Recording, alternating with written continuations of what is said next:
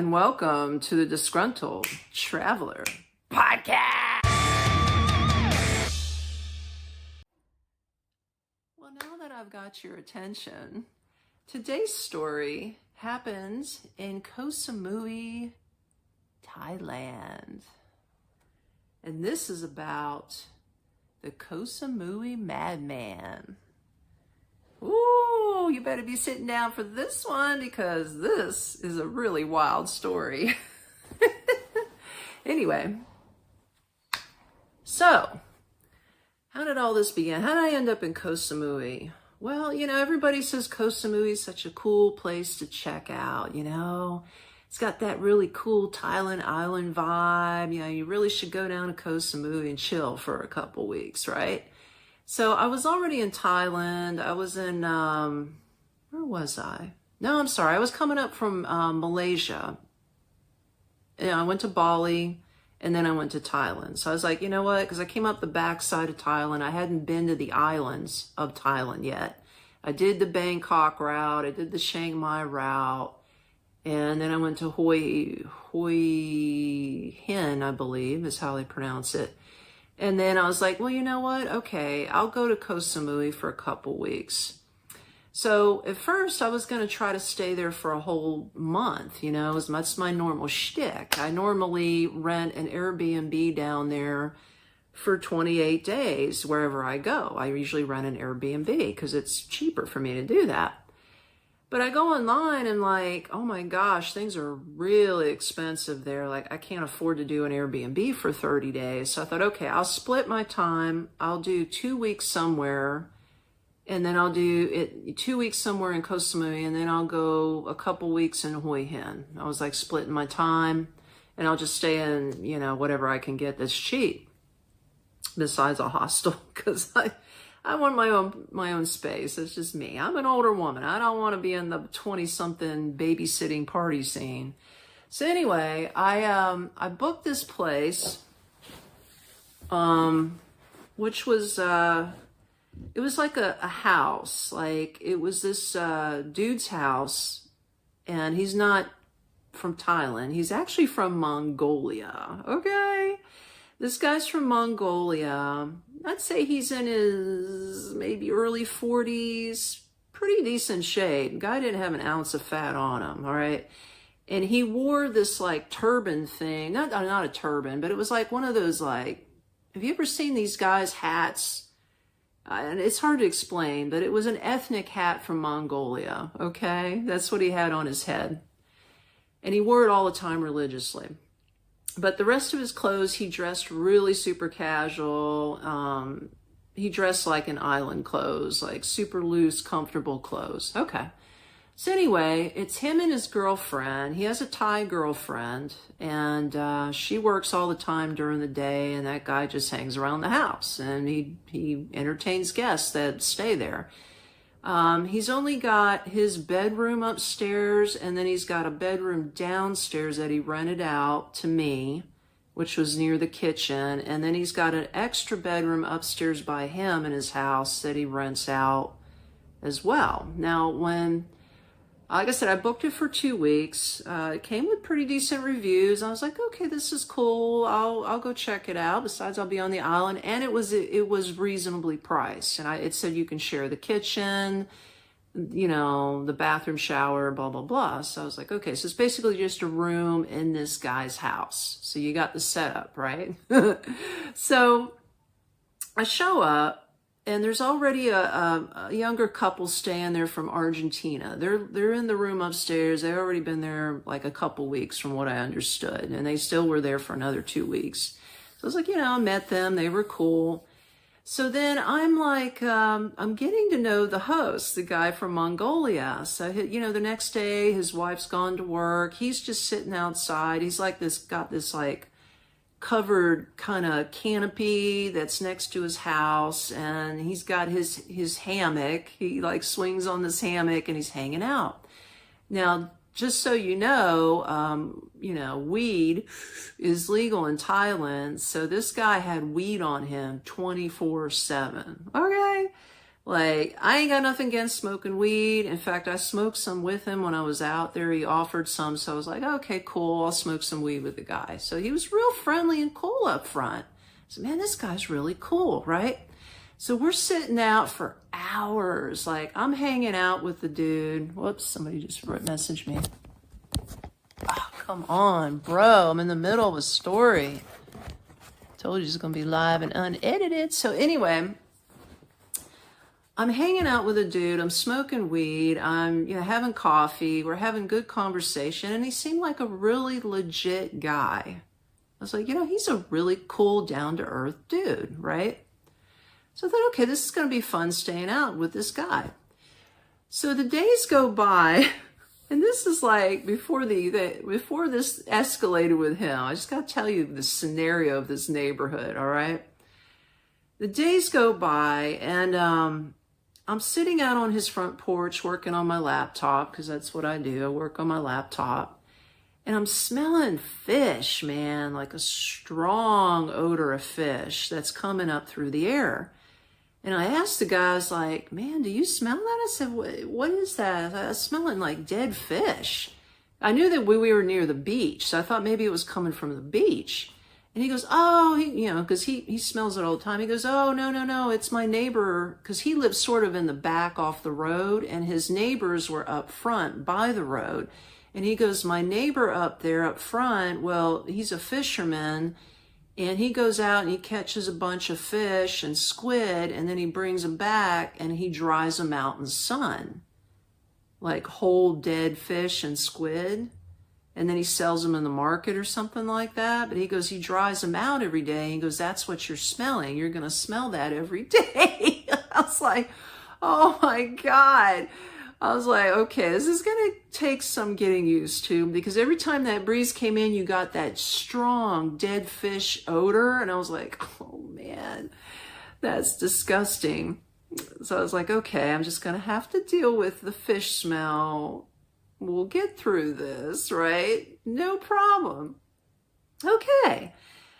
So as time goes on, I noticed that there's this old Thailand guy that kept like walking around and, coming over and saying hello to me in Thai, which I thought, okay, he's cute, he's sweet, he's being friendly. And then he would just sit there and stare at me. And I'm like, do I have a booger hanging on my nose, So I'm like talking to the host, and the guy is, he comes around and he's sitting and he's rapping to his host in Thai. They both speak Thai, but the old guy didn't speak English. So finally, the old guy hands me some bananas. That's so cute. He actually had a machete, and he went to a banana tree that was next to the house, and he whacked those bananas down, and then he brought them back and handed them to me. I thought, well, that is so sweet. Fresh bananas off the tree, right? So anyway, the host says to me, he goes, he likes you. He likes you. He really likes you. And I was like, well, that's sweet. I like him too. All right, cool. And I like the bananas. And then he got me some coconuts too. Not that that's weird. There was nothing really weird, but just what made me uncomfortable was that every time the dude came around, he would just give me the big stare down, like, and it just like makes me uneasy. I was a little uncomfortable with that, but I was like, okay, whatever. I can live with that, right? So, all right. After that, I'm hanging around the house, and all of a sudden, I'm just like watching how the host is. Like, he started changing. I think the more I was living there, the more the dude's true colors started coming out, right? Like, for instance, here's a quirky little thing that he did. Like, first he'd go to the store and he'd buy a big carton of eggs, like a 24-pack of eggs, and he would lay them on the kitchen counter. And he would say, you can cook, you can use the eggs, no problem. So for a couple of days, I was using his eggs, and I was cooking up the eggs, right? Well, then I noticed, because he set up a tent, an actual big tent, under his canopy next to the house, and he would store things in his tent.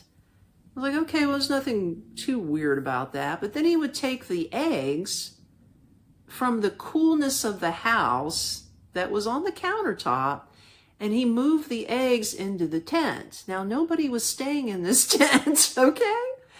It was just a storage area, but he put the eggs in the tent. So I'm thinking to myself, why did he move the eggs in a hot tent? Okay, because it was still like 95 degrees outside. And I was like, was he trying to hatch chickens? I don't know what's going on. But, you know, he said I could still use the eggs, but then I had to go outside to inside the tent to get the eggs and then bring it back into the kitchen. I was like, this is weird. I don't understand what the reasoning is. But okay, maybe it's just a Mongolian thing. I don't know. Okay, so time's going on. And then, like I said, okay, here's another thing. Here's another thing before we get to the weird stuff. Every morning, they had rose bushes planted around the house. So him and his girlfriend every morning would take the hose. This was about 8 a.m. every morning. It was like clockwork. I looked at my phone. It was 8 a.m. every day. Usually she would do it because she had to go to work, but then he would do it if she had to leave real early. But they would go around the house and they would, like, you know, water the roses. No big deal. That's cool. You know, whatever. My window was like I said, it was on the bottom floor, and I was right there where they were watering the bushes, and you can hear the water running and stuff like that. No problem. But there was this one morning which was really, really weird, and which really showed this dude's true colors, okay? Like, he flipped out. He literally lost his mind. I don't know what happened, but I'm in my room, like, just waking up. I hear the shh, and then all of a sudden, I hear a man cussing. I mean, he is throwing, and I knew it was him because it was his voice. Like, he was yelling at the top of his lungs, but nobody was there. So he's cussing at himself, okay? The dude is cussing at himself, and he's yelling at himself. And I'm like, because at first I was like, well, maybe there's somebody he's like mad at, and he's like talking to his girlfriend or something. So I'm looking, I think my window faced this way, and I had a window facing that way.